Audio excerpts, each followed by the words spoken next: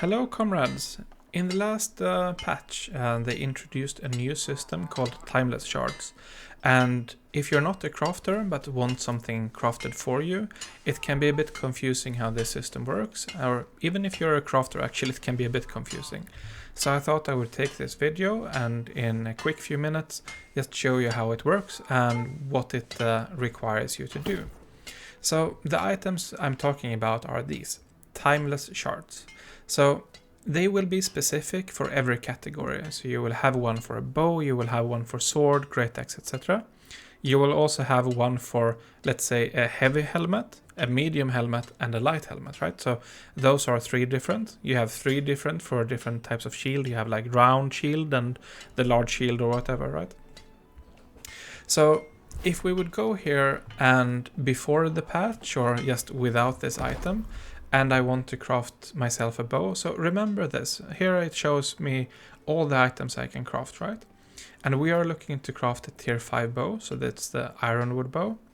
And you can see here that I have 5 things to slot in. You might want to backtrack to compare to this in a second. But here I can choose the materials, you pay the amount of SF you want to spend on the item, and you can choose whatever thing you want on it, right? So I could choose that I want a dexterity bow, for example, but most likely you're going to make something with a good perk on it, right? Because perks are the most important things on weapon. So on a bow, I might go for something like enchanted, right? So now we are guaranteed to get a bow with enchanted on it.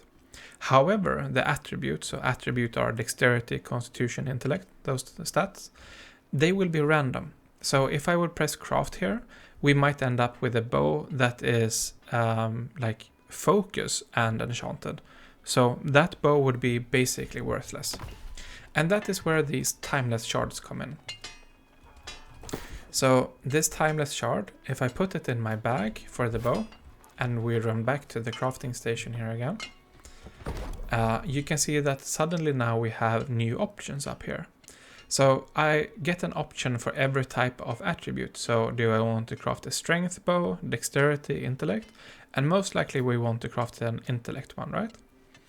And instead of only the top 5 items here that we could choose before, we now have 2 new things down here, right? So we put in the same things that we would with the other bow. So we put in the items here. And now we can see that we are getting enchanted, just as we did before, but we're also guaranteed to get a dexterity on this. So this basically means that you will guarantee that you end up with a fairly okay bow at the worst, and have a higher chance to get a really, really good bow, right? So what do you need to do these timeless shard crafts, right? So first off, you need the corresponding shard. So if you want to craft a bow, you need timeless bow shard.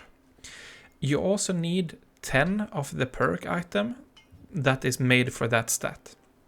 So when it comes to the perk for dexterity, which we are doing here, it's these rough leather beaded straps. You can hover over them and it says used for crafting to apply a bonus of dexterity. For strength, you need iron battle medal. Intelligence, it's these linen arcane embroidery.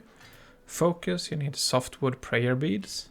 And constitution, iron guardsman's insignias. So you need 10 of your choice of these, right?